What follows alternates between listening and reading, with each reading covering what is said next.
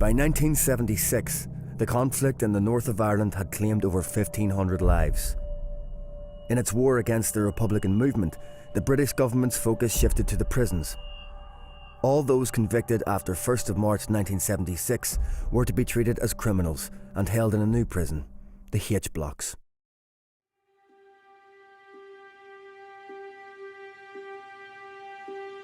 They tried here to force the prison gear on me in the reception area.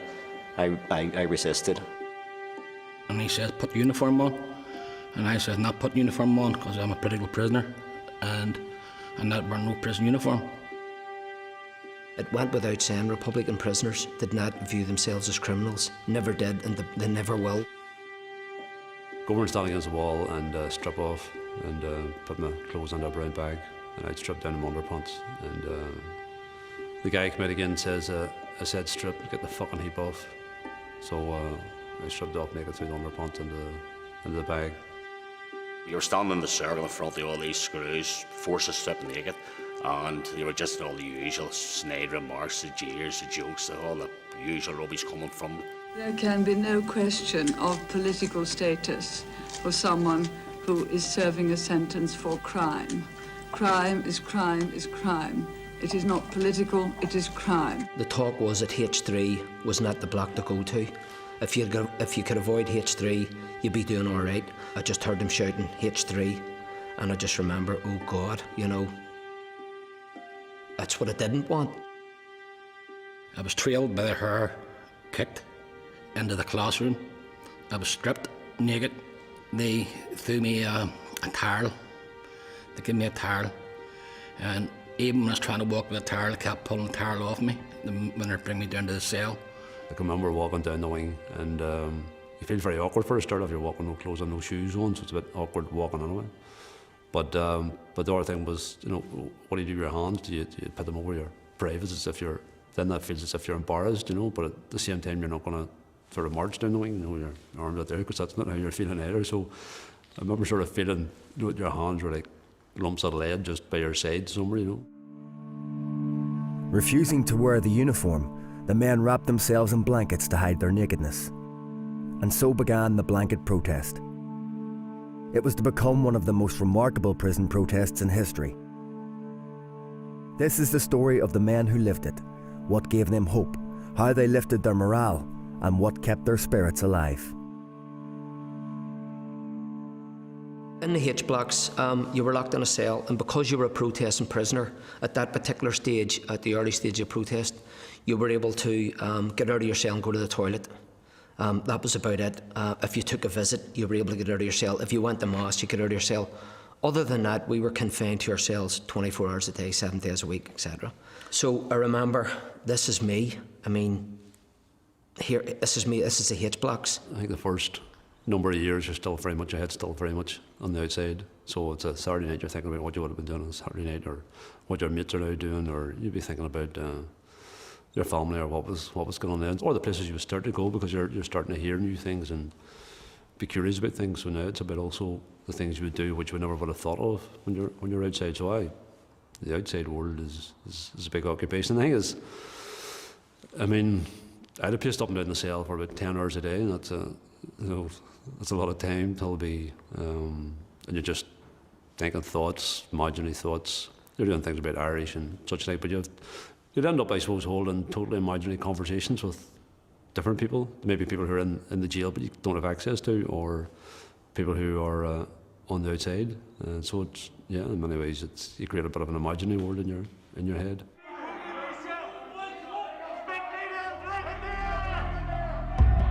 To defeat the system, they would need to be able to dictate the pace of the protest. Escalation was inevitable. Confined to their cells, the immediate enemy became the prison staff, and the authorities would seek every opportunity to undermine their spirit. Food and tobacco were things that definitely affected the morale of a wing.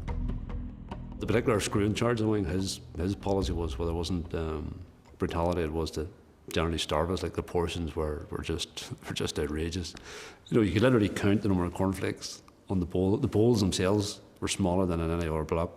They were like saucers, So you can move counting. Somebody one morning shouted over, I think it was Sean Coleman, he had 11 cornflakes, and this was mixed with milk and water, you know, the water down the milk.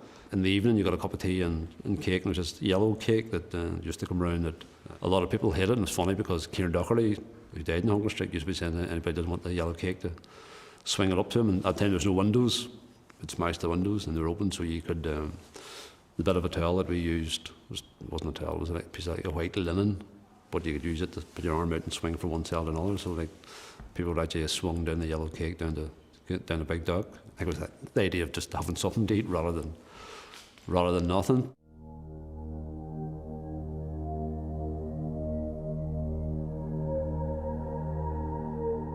We're political prisoners! We want political status! We're political prisoners! Political status! Give me that blanket, man! Amid a dispute over the issue of slopping out, the protest was to reach new levels as prisoners resorted to the drastic step of covering their cells in excreta.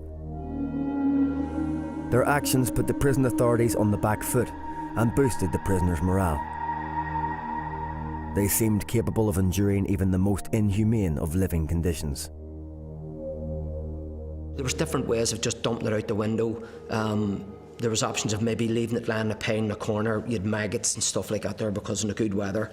You'd food dumped in the corner, so bread maggots, blue bottles and all that there. So we decided the only place to put it was on the wall. It meant that it dried quickly.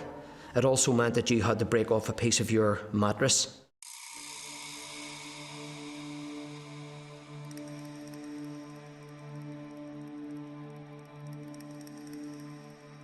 When your shit went on the wall, I mean, the most embarrassing thing for me personally was having to sit in a corner with another person, another male person, no less than 5 or 6 feet away from me.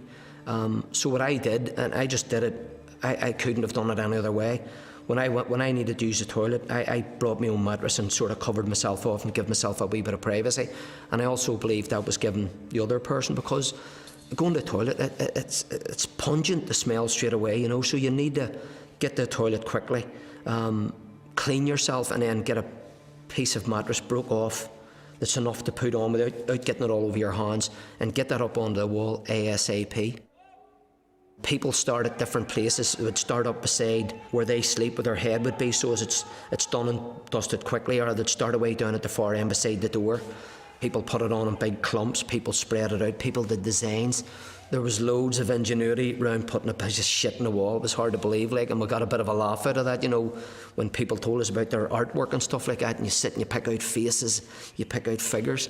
Loads of stuff like that happened, you know, and that was always a bit of crack, and, you know, and then there was always a slagging about being in a cell with a countryman. You were in real deep trouble, you know, because they were big lads and they did big number 2s and stuff like that there. The administration responded by transferring prisoners to new wings in order to clean the dirtied cells. Once in the corridors outside their confinement, the prisoners were at their most vulnerable as a policy of brutalisation was implemented. Through beatings, mirror searches and forced washing, the strength of their will was pushed to the limit. The battle for political status was to be hard fought, with the authorities intent on breaking those who would not conform to the prison regime. You could hear the boys getting beat, you could hear the squeeze, the kicking, the punching. I mean, the whole waiting game again, it was a whole psychological thing too, you know.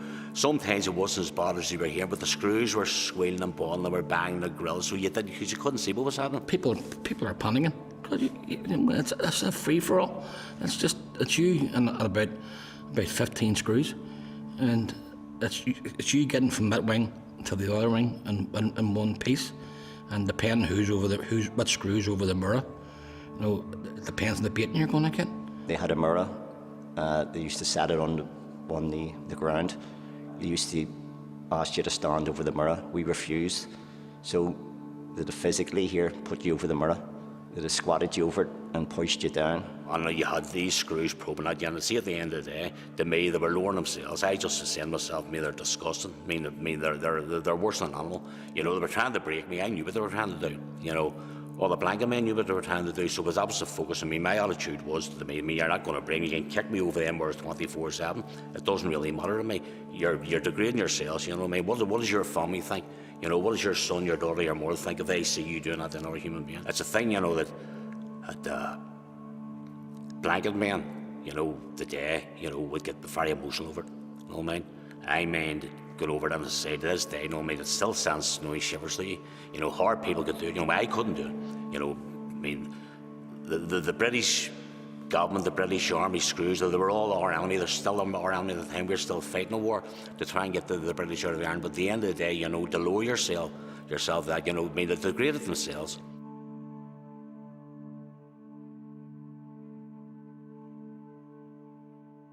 Next time I heard the feet coming down the wing, and they passed my cell and went to the north cell. We Joe McNulty from Tyrone, and Joe refused to leave the cell, and they piled in the cell and they kicked them and they trailed them up the wing and were booting them. I could see them outside the door passing my door. There's that many around them, you could hardly see Joe, but they were booting and punching them. And next time I heard the feet screws coming again, past my cell again, back in the Joe cell, and we got Martin Horson.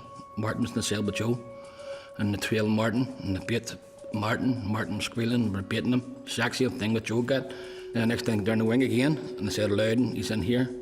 And it was my turn, right? I just sat down on the floor, and they opened the door. There was about 5 or 6 of them, all guy around the door, just ready to pounce in. They said, "Doctor." I went, "Don't want to see a doctor." And I just dive in, and the way I was sitting, they just trailed me from the hair from behind, right out in my face, up the wing, and they booted me in the nose and the mouth. My nose busted open, and trailed me in the big cell, and they were punching me. There was a chair sitting in the middle of the land. They fell on the chair and they held you down with your hands and your feet. One of them started using scissors that cut the bits of long hair off, and then using shears. And I started, they were cutting me in the face, you know what I mean? They were taking lumps already, and they were all laughing, they're grabbing your hair and going, "Not that there, look, scalp, Indians, yo!" Flatman, scalping, what I got, Loudon's hair.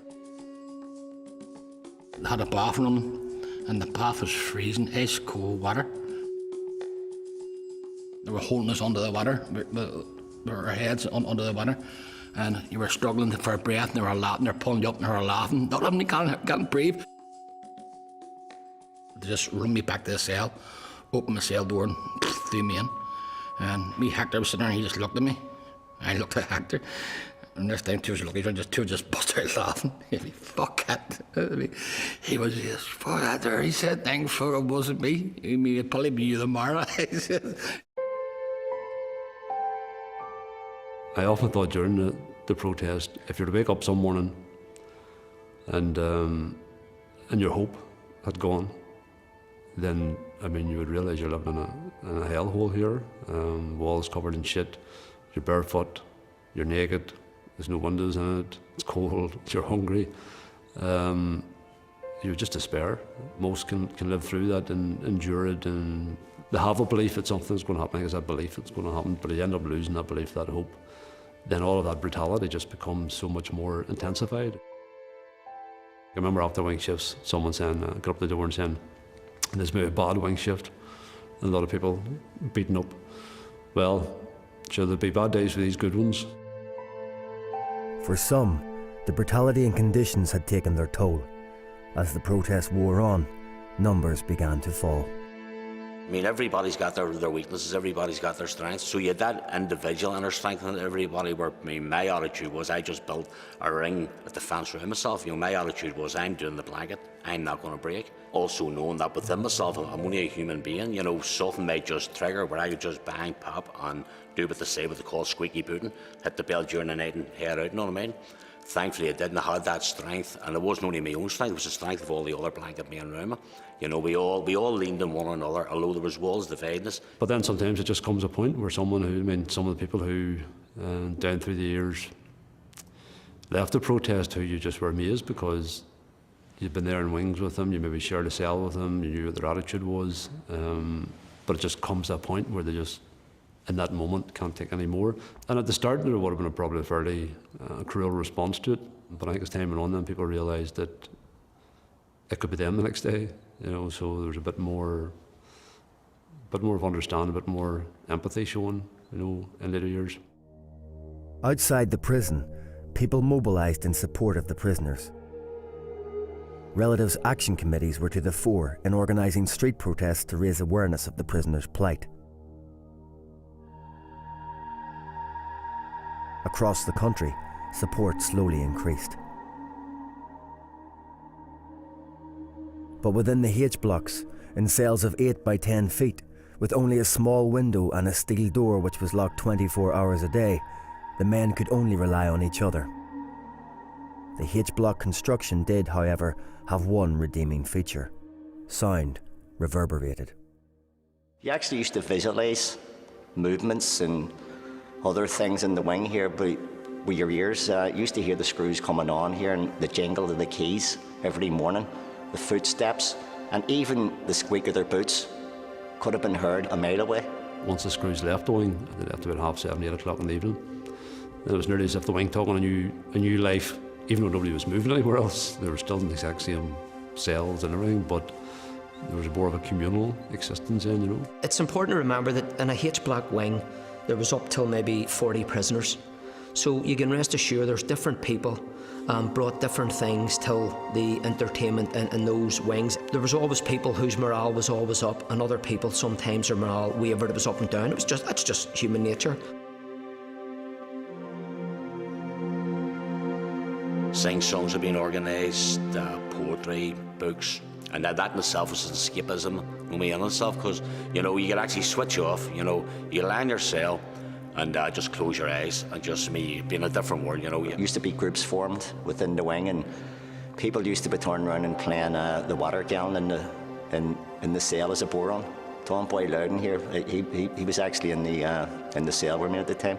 Tom Boy thought he was a good boron player. If it was half full, you get a different sound because half of it was missing and all.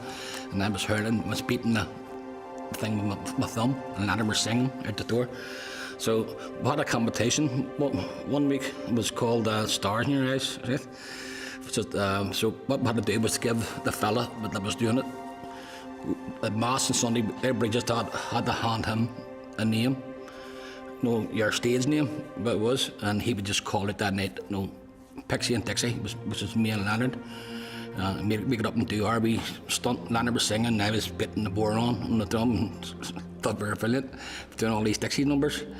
And he would call the other lads. You know, you had the Screaming Skull, you know, the Gruesome Twosome. These are all different names the lads picked, and when they were called, they got up and done their thing, and then we had a vote to see who was the best. Well, obviously me and Leonard didn't win it, like. So. You had Jake Jackson, good at reciting poetry and stuff like that there. Martin Hurson, Lord have mercy on him, one of the hunger strikers who died. Martin's morale never wavered. He was next door to Richard and myself, and Hurson boy, as we called him in the wing, was always up for a song, but undoubtedly he was the worst singer in the world. There was nobody could sing worse than Hurson, but when he got up for entertainment value, he was brilliant. He got the whole wing up banging the doors when he'd finished his song.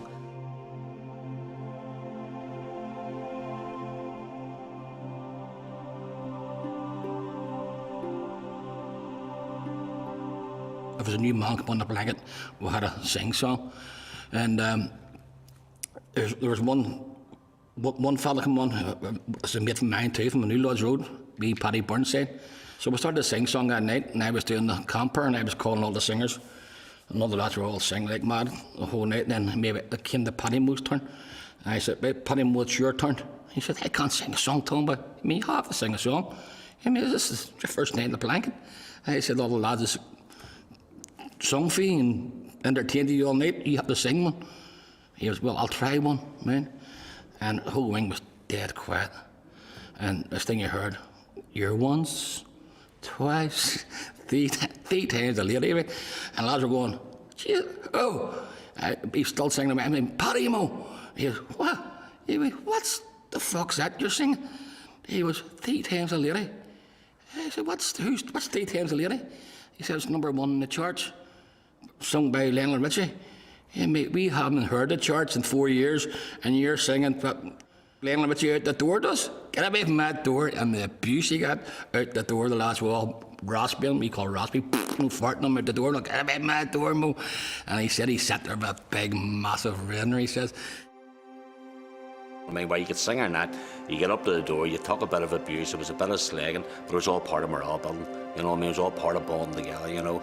In '79, they moved a group of us up to Heat 6, and Bobby was one of the ones there, and that was the first time I was in a wing with him. I mean, getting him up to do like a solo concert was brilliant, and I often thought about a heapy stand there. This was '79, this was one of the coldest winters that there was. And we'd be lying there up against the pipes trying to get warm and have blankets around us, whereas he's standing on a blanket at the door singing. But singing the songs that he wrote, you know, like Sad Song for Susan and Michael Hatton and such like. I think the morale there came from seeing that this was songs that had been created in the jail and then sung by someone who was still in the jail. So it's always about overcoming the barriers that, you know, the system's trying to put up against you. When Bobby came onto our wing, I don't think before that we'd done a book, as they called it, and say for people who had read a book, a really good book, then they would get up and they would get maybe an hour at the door and everybody would settle down. You would get yourself nice and comfortable, your feet against the pipes or whatever, get a couple of blankets around you. Some people may have pulled their mattress right up the door so as they could hear it, but seeing the quietness in the H blocks, you could hear a pin dropping.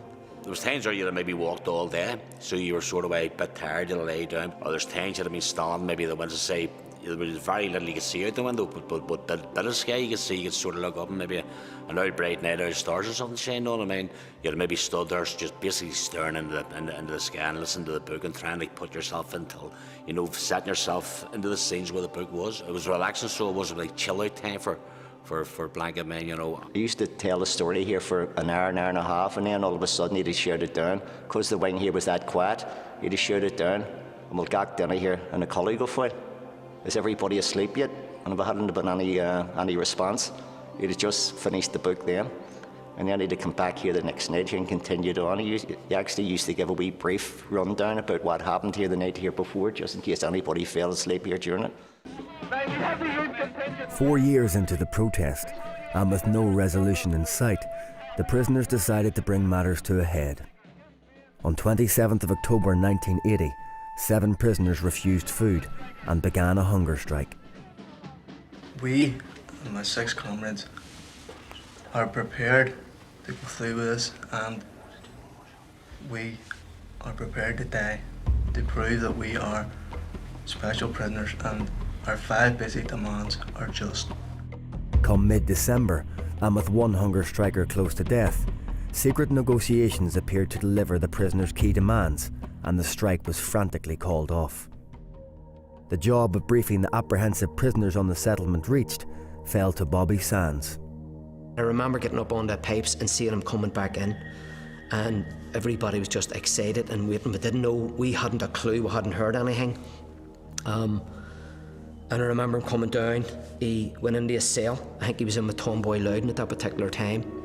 I remember him getting up the door and outlining what had happened, and that he'd been round all the other blocks telling us that there's a document coming and we'll just see how it goes.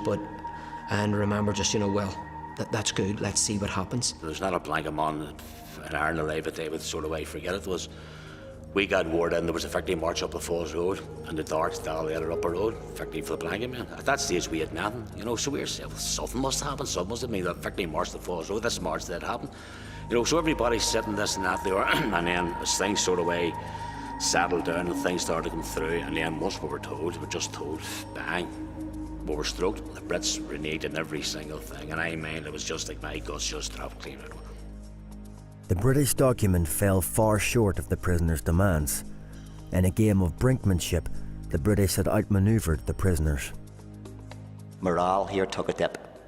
I actually know here mines here took a wee bit of a dip, because I actually thought here with the first hunger strike, if it failed, we had nothing else here to fall back on. I wasn't the only one here thinking that way. I would say here the majority here people probably here thought the same way. I mean, it was one of the things here, and you had to sit back and just reflect, where do we go from here? Bobby Sands was the man that came back down and told us what was going to do. Bobby Sands got back in and sent word back through the wings again saying we're going on hunger strike. On the 1st of March 1981, Bobby Sands embarked on hunger strike. This was to be the final chapter. Relatively unknown to the general public, Sands had been the officer commanding of the IRA prisoners during the first strike. In a short time, his name would be famous around the world. To his comrades, he was the embodiment of resistance. From the outset, he was certain of death. That Sunday masses, everybody's over them, fucking shaking hands and wishing them all the best. And then back this cell night and he read note, I read it. And it was all about, that he knew that this has to be done. We can't let this linger on and go on the way it's going. We have to move now. And I know there's a great possibility, he says, that I'm going to die. But I hope and pray, he says, that I'm the only one that dies. I hope I'm the only one that dies, he says, and it'll be brought to an end. And I don't want you to worry about me and all this, And he said, don't worry, he says, the Republic's safe for me. Out screw shouting. That's transport for Sands. So at that time we were using the toilets. You could shout and get out to go to the toilet. So I shouted cell 22, toilet, and screwed down my door and let me out. Just to let me out, Bobby was coming out of his cell, the thing, and all the lads were shouting at him. All the beds all banging the door. So I went up and got a hug. Two of us hugged each other. Yes, I'll see you, mate. I said I was thinking about you. Yes, that was it. That was the last I seen him. In a bold move, Sands was put forward as a candidate in the Fermanagh South Tyrone by-election. The other nationalist candidates stood aside to give him a free run against the unionist candidate. For the first time, the popular support for the prisoners was to be put to the test. During his election, we'd had a radio, a wee crystal set, which my wife Jean had smuggled in, and I'd brought it through on a visit. And it was probably one of the most uncomfortable things ever, having to smuggle something like that while there's a screw stand in front of you. She had to get it out, and then I had to get it up my ass and bring it back. I was in the cell with a lad from a New Lodge Road, Paddy Burnside, right? And Paddy Moe he'd only limited Irish. And I probably had a wee bit more here Irish than him at the time, right? Once the result from Bobby Sands' by-election here was coming in, if he won or lost here the election, there was to be no response whatsoever within the wing. It was actually in the afternoon, and I was pacing the floor like everyone here in the blocks. And Paddy Moe was saying, asked him here, is it through yet? And I was shouting through, a million focal here, go for it. Is there any word yet? And they were shouting back in Irish, alien focal, right? There's no word. The tension here was mounting, and we were pacing up and down the floor. And I'll never forget this. I heard the guy here getting up. I think it was PV Coyle, right? And he got up and he shouted, Kyle O'Mara. My chin here nearly hit the ground. Paddy Moe here looked at the reaction of me and he says, that's bad news, isn't it? I says, yeah, we lost. To say here what we're nearly crying here would be an understatement. We were absolutely shattered.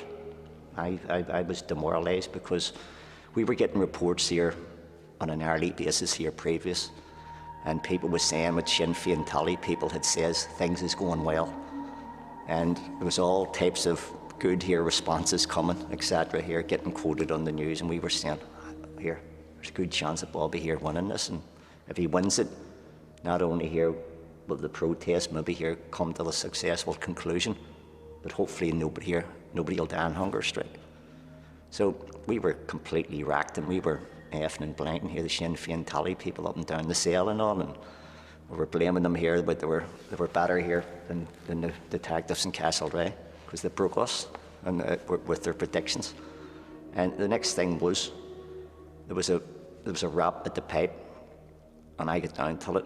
I was completely and utterly shattered, and I was told through the pipe I actually detected here from the person's voice, there was a change here, there was a mood change here. So I says, what's the crack? And he started shouting here through the pipe.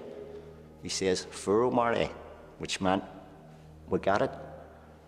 And I, just to get it, things, I reaffirmed here to me, did you not say Kilo Mar 5 minutes ago? We lost it, but I didn't realise at the time the verb Kyle actually means to lose or miss. They were actually, a person had asked them, did they get the news yet? And he says, Kilo Mar, we missed it. Anti-H block, Armagh, political prisoner, 30,000. Yeah!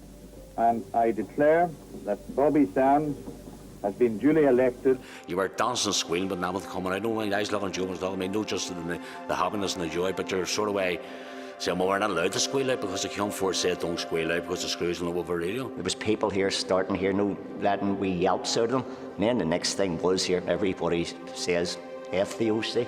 And we all here busted out here cheering and clapping and banging. And once our wing here done it, the other wing here done it. And it was like a chain reaction thing. I really thought, I can't speak for nobody else, but just listening till the conversations after, when Bobby was elected that day, you know, the morale it just lifted right out of the H blocks. It just went out through the roof. And we says, we've got these bastards.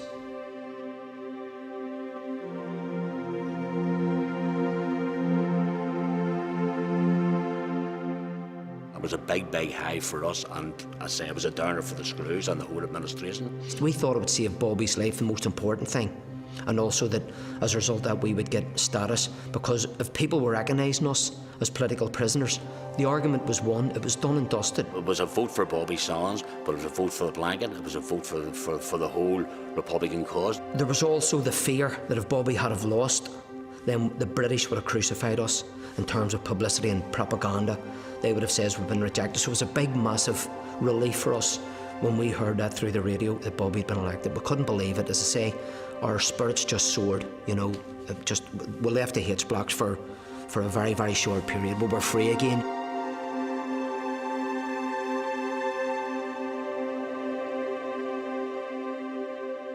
The electorate had offered resounding backing to the prisoner's stance. Bobby Sands was now a Member of Parliament. Morale was at its peak. You thought, both naively, that, I mean, it's just not that he's won the election.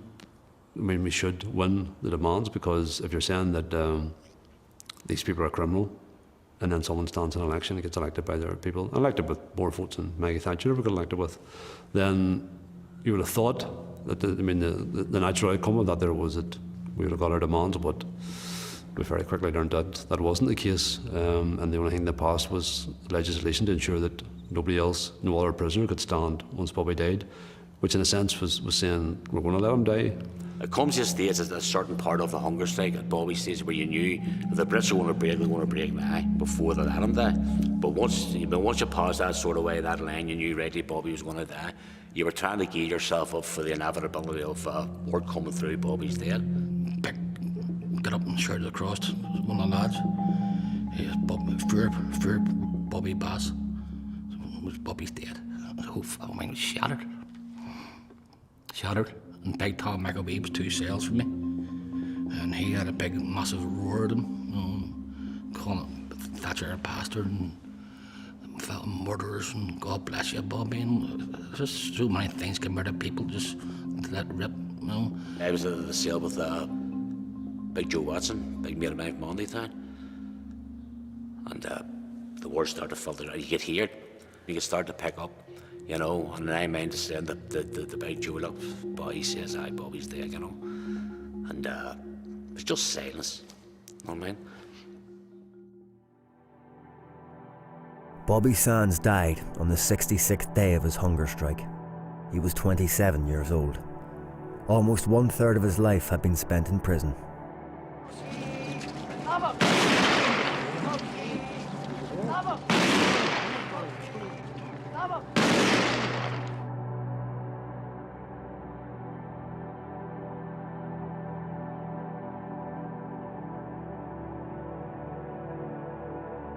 100,000 people attended his funeral. Nations across the world marked his death with public protests, minute silences, prayer and political outcry. Meanwhile, back in the H blocks, 3 men remained on hunger strike. Francis Hughes was the second hunger striker, and he was going on the hunger strike a number of weeks after Bobby. And on the visit, a Chakdarak came back, which was a message smuggled from Francis Hughes to the outside, and then came back into H3 through our visits for Bobby. But Bobby was on the other side of the wing from us, so it had to pass through my cell, and I shouldn't have done it, but I did. I opened it and read it, and it was from Francis Hughes. Bobby had sent him a message saying, you know, just what this is about, and looking for to find out what Frank's commitment was. And Frank, I just remember the words from Frank Hughes' message saying, Bobby, you don't have to worry, I'm right behind you. And it was as simple as that. By the end of May, Francis Hughes, Ray McCreesh and Patsy O'Hara had followed Bobby Sands to their deaths. I mean, every week can pass and our boy, 10 days, and our boy was dying, you know what I mean? And every death to me was as hard to get over as Bobby's death, you know what I mean? No death became any easier. The absolute hero of my life wouldn't have been getting sentenced here to 24 years in jail. It was actually out here in the word here, you know, about hunger strikers stand, because the war here like 10 brothers to us. Other prisoners took their place on the fast, but a successful outcome remained as far away as ever. The prisoners could only look on as their comrades faced the unbearable agony of a prolonged death. You're slowly going that way, you're getting weaker. You can feel it every day if you try to get up and walk about or try to stand, or the first time where your sight becomes blurred, you've heard about it now, it's happening to you. Starting to smell your own body. Rotten, I remember having that and wondering what the smell was, because your sense of smell gets stronger. I suppose it's like the blanket protest. I mean, you try to say, well, yeah, this is happening to me, I'm getting weaker, this is happening. You know, you see yourself in the mirror, you see it, you can't take a warm bath. Out in the bath today and almost fainted in it, and it was like lukewarm, but just because you're so weak. It has an impact on you, trying to sit down on a chair like this here, where you can't sit on it because your hips have almost gone. But I suppose like the protest, you just then say, well, that's a reality, so what do we need to do? So we need to put a pillow on the chair to sit on it, or we can't get up quickly from the bed, I have to get up very slowly, very gradual process, and in a sense adapt to it.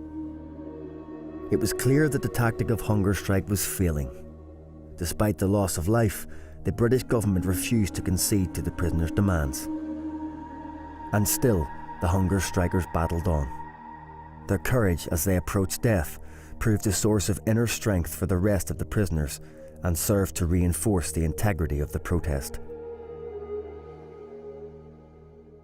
Whenever I just joined the hunger strike, a week into it, there was what was supposed to be a major delegation, the Irish Commission for Justice and Peace, came and met us in the hospital for about 2 days, and we were gathered there. Kieran Doherty was there, and Kevin Lynch, and everybody's there apart from the first 4 who died on it.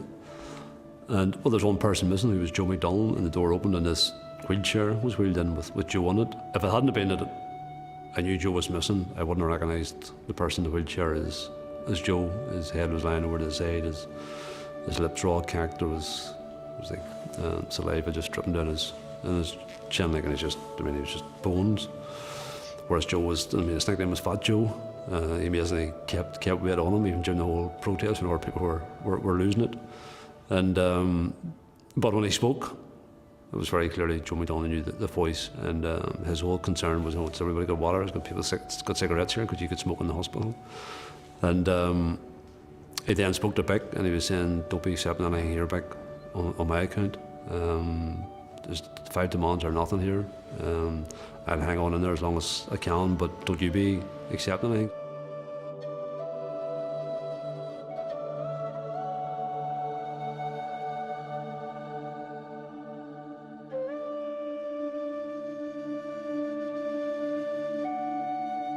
Joe McDonald spent 61 days on hunger strike. He was the 5th hunger striker to die.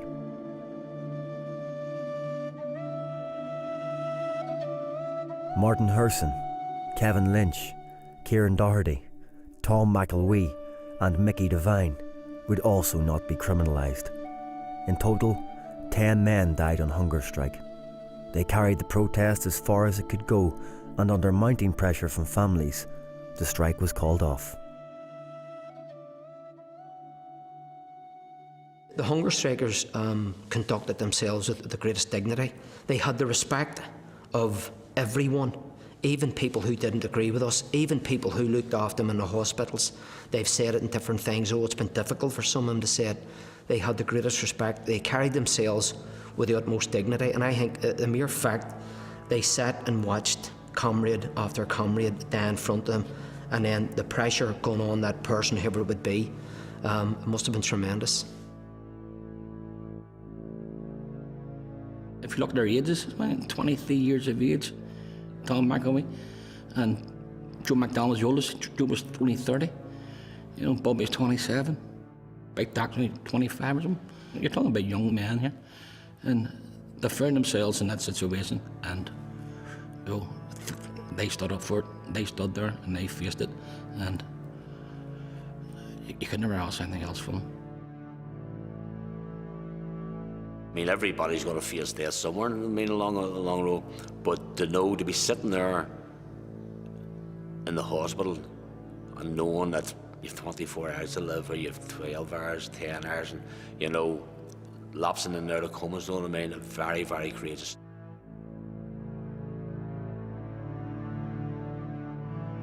I think when we all went into jail, I was 19 and that was the average age. And so there's people younger, 18, 17, that was the type of age that was going on to the protest. Because when they died 5 years later, they were 23, 24, 25. There was a lot of political naivety. A lot of that was stripped away during the protest. But I think there was still an element of it there. We believed that the Dublin government would do something major. I suppose that the Catholic Church would do something major even. So when the hunger strike began, there was still that naivety. Once it got shortly into it, I think it was stripped away. But the other naivety would have been during the protest was thinking at things, and this was a big lesson. You're trying to think outside the box and think, well, how does this look for the Brits now? Like, say, for instance, Bobby Sands has been elected, so worldwide people are saying this. Here's people who's a politician. Ireland's this history of, you know, anti-colonial struggle. Its basic demands, right to wear your own clothes. I mean, a wee bit of creativity, you could sort of, you know, still maintain the prison regime, but at the same time grant the demands, or most of them, or whatever. And we used to get into this debate about, you know, how the Brits are sort of caught in this situation, and how you could help get them out of it, you know, and you could take steps to do that, to write statements that were helpful to give them away. And then you actually realise they don't want to wait it, you know, they don't feel they're caught in anything. It's what do they care? 10 people die on hunger strike, 20 people die, 30 people die on it. They're just paddies, you know, Irish paddies.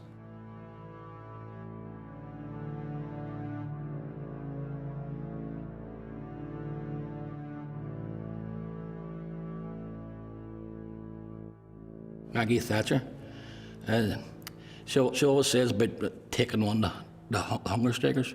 She took on the hunger strikers in 1981, and she lost. The hunger strike would prove to be a turning point in the overall conflict. The election of Bobby Sands had galvanised the nationalist community, and Republican electoral strength grew from there. Through 5 years of protest, the prisoners had shown that whatever the challenges, and against all the odds, the British could not break the will of one single prisoner who refused to be broken. From the H-blocks emerged a lesson in the triumph of the human spirit. It has no limits.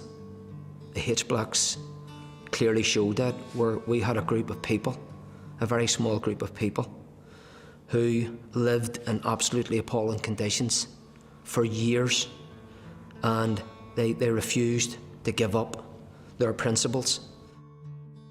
The hunger strike ended with the granting of the prisoners' main demand, the right to wear their own clothes, and in subsequent years, through various forms of protest, they achieved all their outstanding demands. The policy of criminalisation had failed, defeated by a group of men known simply as blanket men. Everything is possible. You know what I mean? You can't rule nothing out again. It's down to your attitude. If you believe in what you're fighting for, if you believe that you're right and you have a just cause, well then, you know what I mean? There's no boundaries there. Everything they threw at us, we took it. Everything that they tried to do to break us, we overcame it. You can try and brutalise them, walk all over the top of them, and the human spirit can resist that. Thinking about those, some of it's, I mean, it's a whole story like the David and Goliath, or the underdog rising up against the oppressor, the slave rising up against the slave master. That inner strength and that Bobby says, it tells you you're right, I'm right, end of story. I'm right, British are wrong, they shouldn't be here. You know, you adopt that attitude and you get that in that frame of mind, well then there's nothing going to stop you.